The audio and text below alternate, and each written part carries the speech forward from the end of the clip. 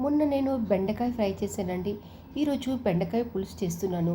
ఒక్కసారి నేను కేజీ బెండకాయలు తీసుకున్న, హాఫ్ కేజీ నేను ఫ్రైకి చేశాను. ఇంకో హాఫ్ కేజీ పులుసు కోసం అలా పెట్టానండి.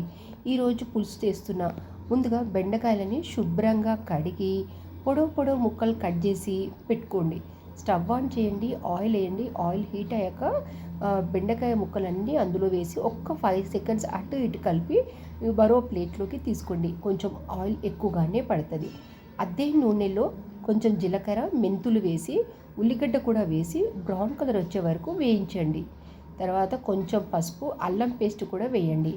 అల్లం పేస్ట్ వేసిన తర్వాత నూనెలో పచ్చివాసన పోయేంత వరకు అటు ఇటు కలపండి. తర్వాత బెండకాయ ముక్కలను కూడా వేసి మూత పెట్టి 5 మినిట్స్ వదిలేయండి. మంచిగా నూనెలోనే బెండకాయ ముక్కలన్నీ ఉడికిపోతాయి.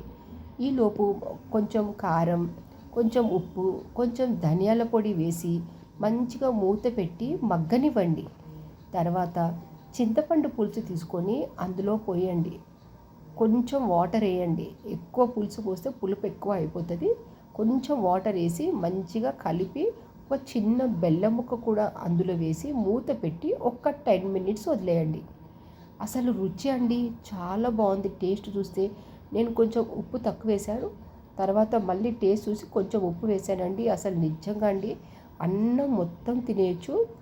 మాకేంటి అంటే బెండకాయ పులుసు వేస్తే కంపల్సరీ చప్పటి పప్పు చేయాలండి. ఎందుకంటే అది మా అత్తయ్య వాళ్ళు ఉన్నప్పటి నుంచి అలాగే చేసేవాళ్ళు. నేను కూడా అలాగే చేశాను. చామగడ్డ పులుసు చేసిన, బెండకాయ పులుసు చేసిన కంపల్సరీ వీళ్ళు చప్పటి పప్పు అంటే తీయపప్పు చేసేవాళ్ళు.